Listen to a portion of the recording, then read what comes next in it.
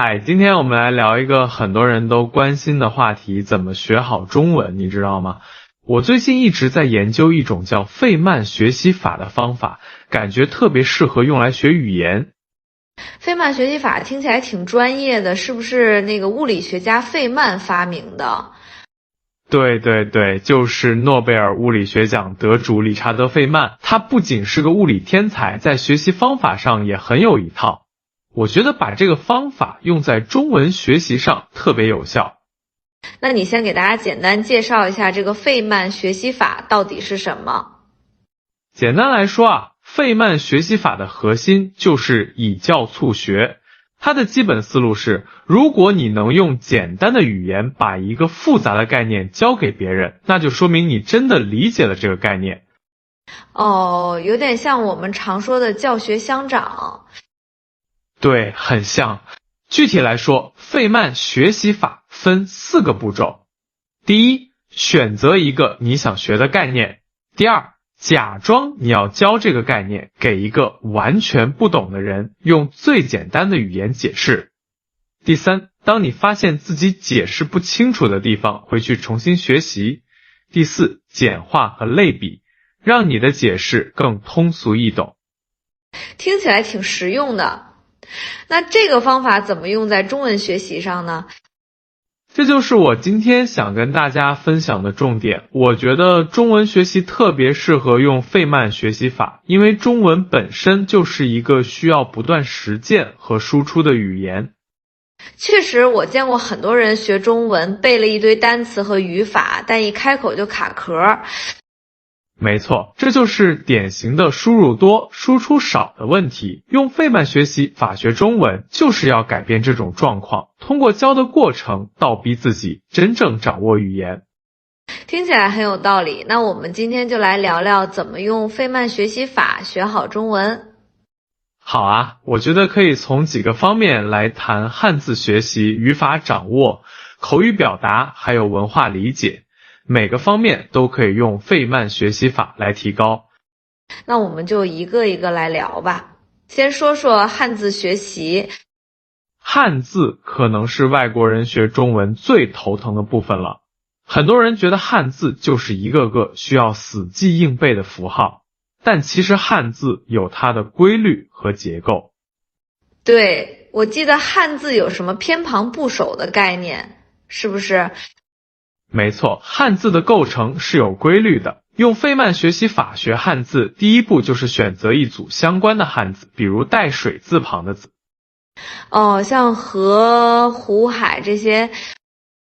对，然后第二步，你假装要教一个完全不懂中文的人这些字，你会怎么解释？你可能会说，看，这些字都有一个共同的部分，左边这3点水表示这个字跟水有关。河是指流动的水道，湖是指大片的水域，海是指更大的咸水区域。这样一解释，确实感觉这些字之间的联系更清楚了。是的，而且在解释的过程中，你可能会发现自己对某些字的理解不够深入，比如你可能不确定江和河的区别是什么。这时候就到了第3步，回去查资料，弄清楚这些细节，然后再用自己的话重新解释一遍。对，最后一步是简化和类比。你可以把这些水相关的字跟学习者已知的概念联系起来，比如说，想象一下，如果把水系比作道路系统，那么河就像是公路，江就像是高速公路，而海就像是巨大的停车场。这个比喻挺生动的，我觉得这样学习汉字不仅能记住字形，还能理解字义，一举两得。没错，而且这种方法特别适合处理那些形近字，就是长得很像的字，比如乙和己、土和士这种。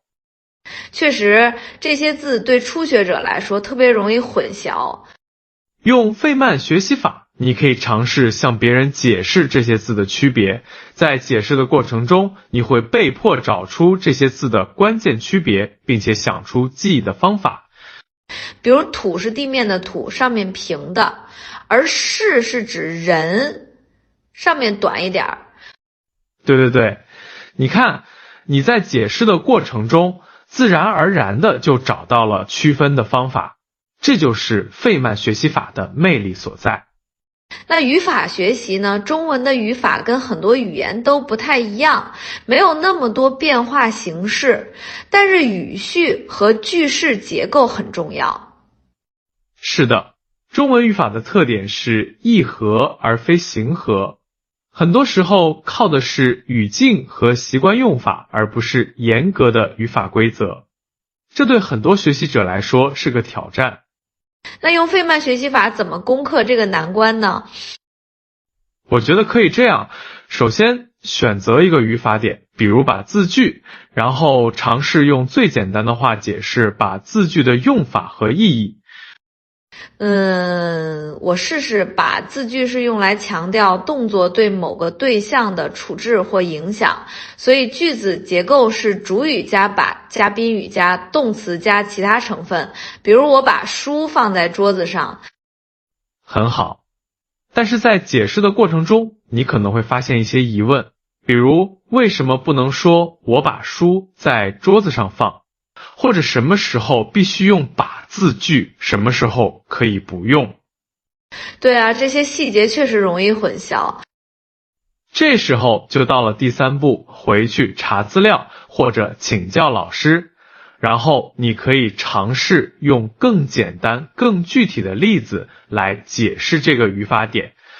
比如说，我可以解释说，把字句强调的是对象被怎么处理了，所以动词后面通常需要有表示结果或方向的补语。我把书放在桌子上，钟在桌子上就是表示地点的补语。对，你看，通过尝试解释，你不仅加深了自己的理解，还找到了更好的表达方式，这就是费曼学习法的效果。我感觉这种方法特别适合那些看似简单但实际用起来很复杂的语法点，比如了过着这些助词。没错，这些虚词用法灵活，很难用简单的规则概括，但通过费曼学习法，可以从实际例子出发，尝试解释不同情况下的用法区别，这样理解会更深入。那口语表达呢？很多人学了很久的中文，但一开口还是很生硬，不自然。口语可能是费曼学习法最直接的应用场景了，因为口语本身就是一个不断输出的过程。但问题是，很多学习者没有足够的语言环境，找不到练习的机会。这确实是个问题。不过，费曼学习法提供了一个解决思路。你可以假装自己是老师，准备一个中文口语课。这个主意不错，具体怎么操作呢？比如说，你可以选择一个日常话题，像如何点餐或怎么问路，然后假装你要教一个初学者如何用中文应对这些场景。我明白了，在准备教学内容的过程中，我需要思考最地道、最自然的表达方式，而不仅仅是语法正确的句子。对，你会发现，当你试图解释为什么中国人点餐时会说来个而不是我要这样的细节时，你自己对中文表达的理解也会更深入。而且在教学过程中，你可能会发现自己对某些表达不够确定，这时候就可以去请教母语者或查阅资料。没错，这个过程不仅能提高你的口语表达，还能增强你的文化理解，因为语言和文化是密不可分的。说到文化理解，这也是学好中文的重要部分吧，很多表达都有文化背景。绝对是，中文里有大量的成语、俗语、典故，这些都深深植根于中国文化。用费曼学习法学习这些文化元素，效果也很好。怎么用呢？比如，你可以选择一个成语，像画蛇添足，然后尝试用最简单的语言解释这个成语的意思、来源和用法。我试试画蛇添足的意思是做了多余的事情，反而把事情搞砸了。这个成语来源于一个故事，有人画蛇比赛，有个人画得快，但他觉得时间还多，就给蛇加了脚，结果被人笑话说蛇本来没有脚，所以他输了比赛。很好，在写诗的过程中，你不仅理解了成语的字面意思，还了解了它的文化背景和使用场景，这样的理解比单纯记忆深刻多了。确实，而且我觉得这种方法特别适合学习那些中西方表达差异很大的概念，比如面子、关系这些在中国文化中很重要，但外国人不太容易理解的概念。对，通过尝试向他人解释这些概念，你会被迫深入思考它们的本质和细微差别，这样的理解才是真正的理解。我们聊了这么多，感觉费曼学习法确实很适合中文学习，但是具体实施起来有没有什么建议或技巧？有几点我觉得特别重要。首先，找一个学习伙伴或语言交换伙伴，这样你们可以互相教对方自己的母语，这样就有了真实的教学场景，而不只是自言自语。对。其次，利用现代科技，你可以录制自己解释中文概念的视频或音频，然后回看回听，找出不足。或者写播客，发社交媒体，把自己学到的中文知识分享出去。没错，这些都是很好的教学形式。第三，不要怕出错。费曼学习法的价值之一就是帮你发现知识盲点。所以遇到解释不清的地方，正是学习的好机会。我觉得还有一点就是要循序渐进，可以从简单的概念开始教，逐渐过渡到复杂的内容。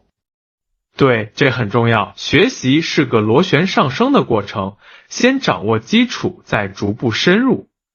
那我们来总结一下，用费曼学习法学中文的具体步骤是什么？第一步，选择一个中文学习点，可以是汉字、语法、口语表达或文化概念。第二步，假装你要教这个知识点给一个完全不懂的人，用最简单的语言解释。第三步，在解释过程中，注意那些你感到困难或不确定的部分，这些是你的知识盲点。第四步，回去查资料或请教他人，弄清楚这些盲点。第五步，用更简单、更清晰的语言重新解释这个知识点，直到你能流畅的表达为止。听起来很实用，我觉得这种方法不仅适合中文学习，也适合其他语言或学科。是的，费曼学习法的核心思想是通用的。通过输出倒逼输入，通过教学促进学习。我想起一个问题，有些人可能会说，我还没学好呢，怎么教别人？这是个很好的问题。其实，教不一定要教比你水平低的人，你可以假装教，或者教同水平的学习伙伴。重点是通过表达和解释的过程，检验和加深自己的理解。明白了。那么对于不同水平的中文学习者，费曼学习法有什么不同的应用方式吗？对初学者来说，可以从基础的发音、常用词汇和简单句型开始，比如尝试解释汉语拼音中声调的规则，或者基本的问候语。中级学习者呢？中级学习者可以尝试解释更复杂的语法结构，比如比较句、条件句，或者解释常见的成语和俗语。那高级学习者呢？高级学习者可以挑战更抽象的概念，比如中文的委婉表达、语言的文化内涵，或者文学作品中的修辞手法。这样分层次确实更有针对性。我还想到一点，就是费曼学习法强调简化和类比，这对中文学习特别有用，因为中文有很多抽象或文化相关的概念。对，比如解释缘分这个词，你可以类比西方的 fate、destiny， 但又不完全相同。通过寻找恰当的类比，你能更好地理解这些概念的细微差别。我们聊了这么多理论和方法，能不能给出一些具体的实践例子，让大家更直观地理解怎么用费曼学习法学中文？好主意，我们可以拿一个具体的中文学习点来示范，比如量词的使用，这是很多外国人学中文的难点。对，中文里说一本书、一张纸、一只猫，而不是直接说一书、一纸、一猫。用费曼学习法学习量词，第一步是选择一组常用量词，比如个、纸、张、本等。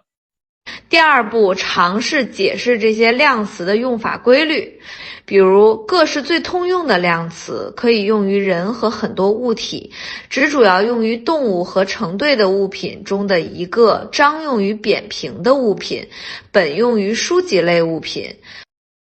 在解释过程中，你可能会发现一些疑问，比如为什么说一张床而不是一个床？为什么有时候个和只可以互换，有时候不行？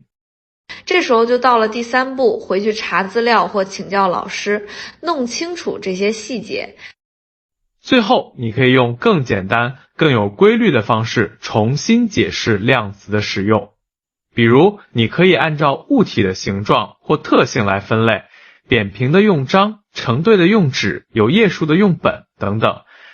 通过这个过程，你不仅记住了常用量词的用法，还理解了背后的逻辑，这样遇到新的情况也能举一反三。对，这就是费曼学习法的威力所在。我们再举一个例子，比如中文的了字，这可能是外国人学中文最头疼的一个点了。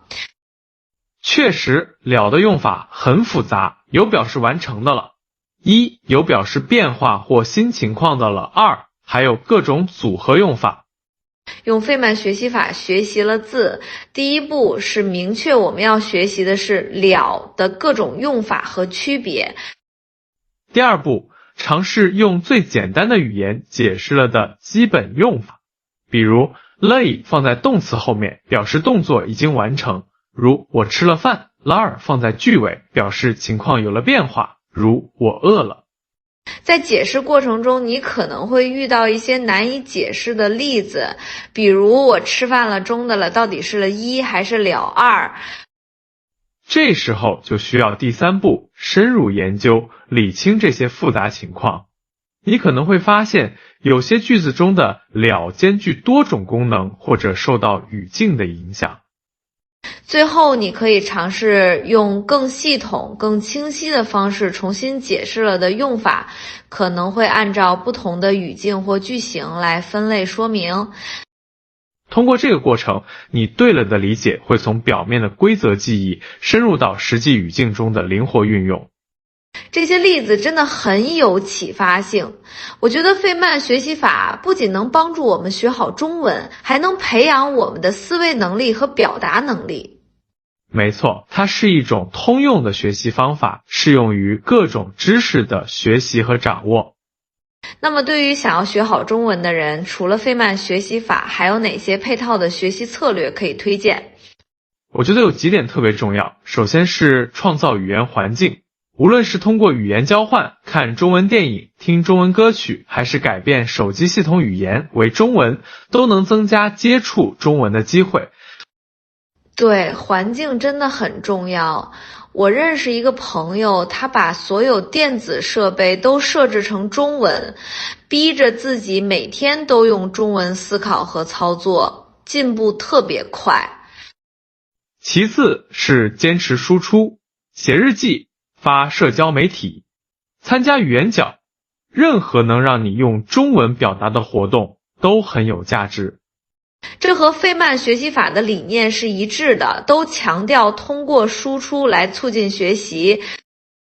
第三是利用科技工具，现在有很多语言学习应用、在线课程、AI 对话工具可以提供个性化的学习体验和及时反馈。对，科技确实给语言学习带来了很多便利，不过我觉得最重要的还是持之以恒的学习态度。绝对是，语言学习是一个长期过程，需要日积月累的努力。正如中国有句古话说的，不积跬步，无以至千里。说得好，那我们再来聊聊费曼学习法在不同中文学习阶段的具体应用吧。好啊，对于初学者，我建议从基础发音开始。中文的声调对很多外国人来说是个大挑战。确实，很多人即使学了很久，声调还是不准确。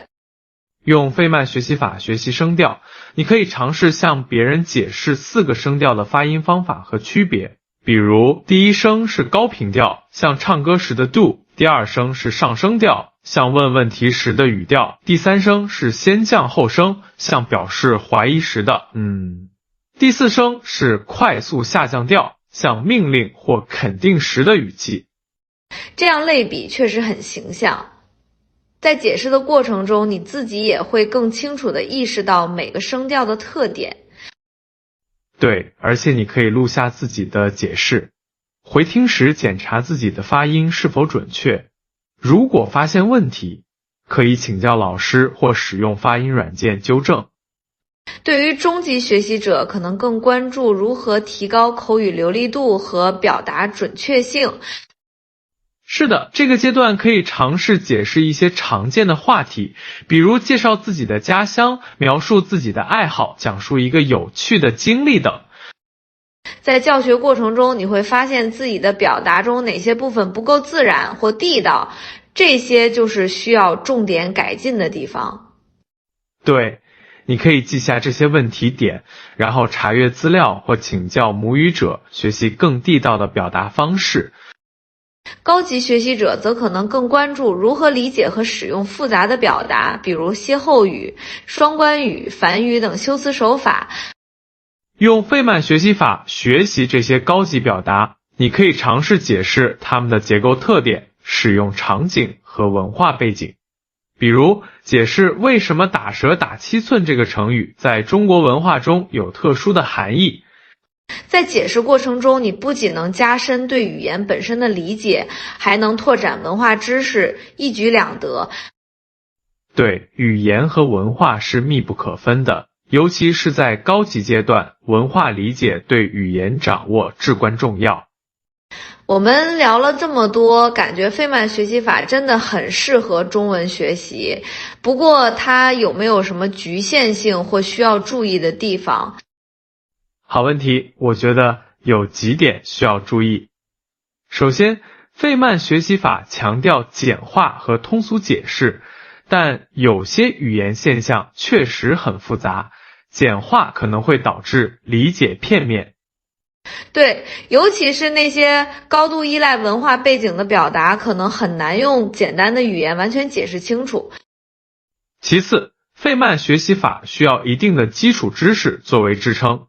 如果你对某个领域一无所知，可能连最基本的解释都无法开始。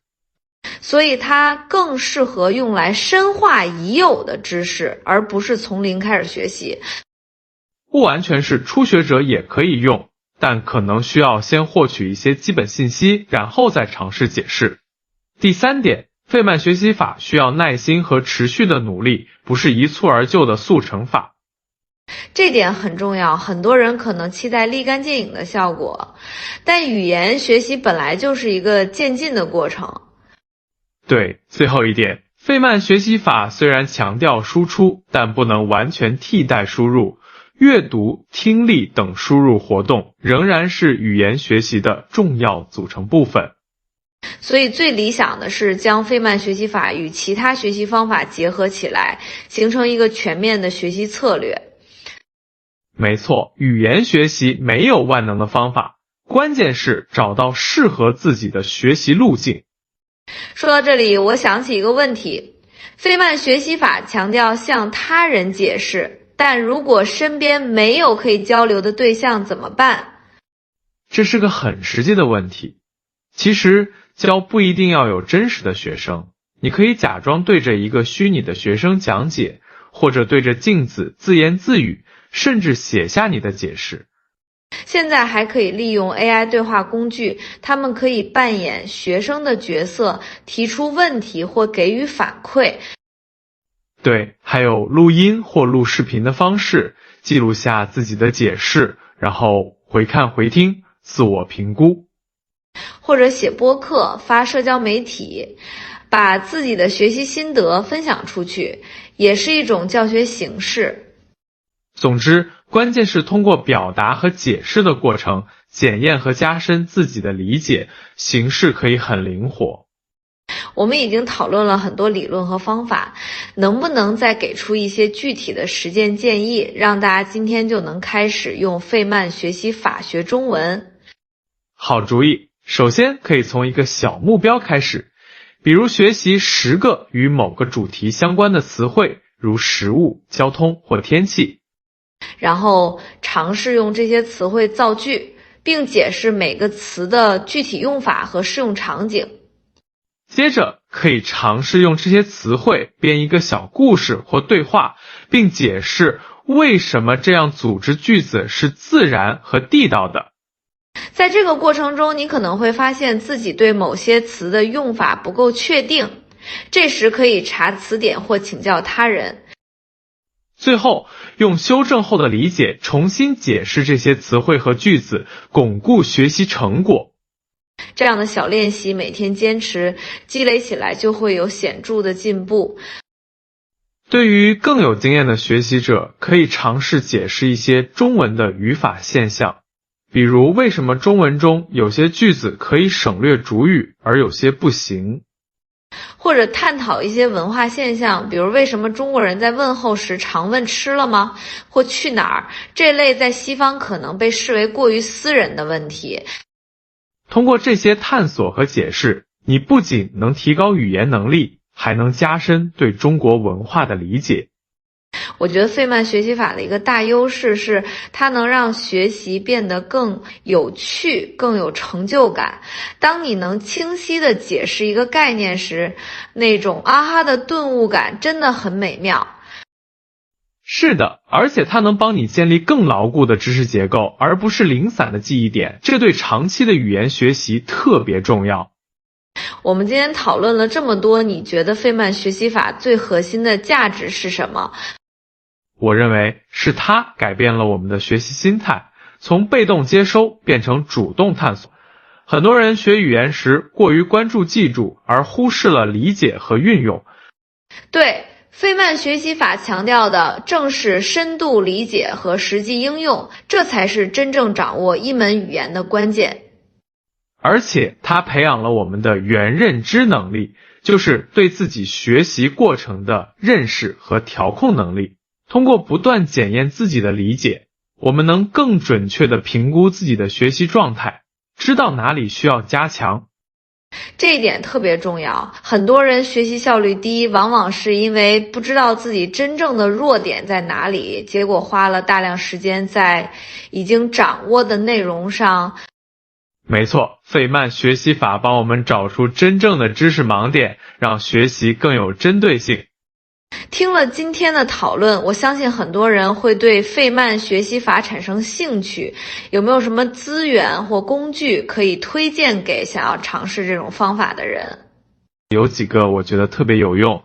首先是语言交换平台，比如 HelloTalk、Tandem 等，可以找到语言伙伴进行实践。还有一些支持录音和语音识别的应用，可以帮助检查发音和语调。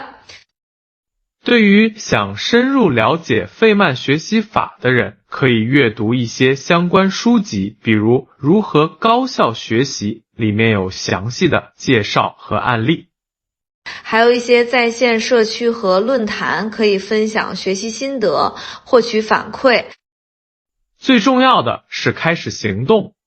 今天就选一个中文学习点，尝试用费曼学习法去理解和掌握它。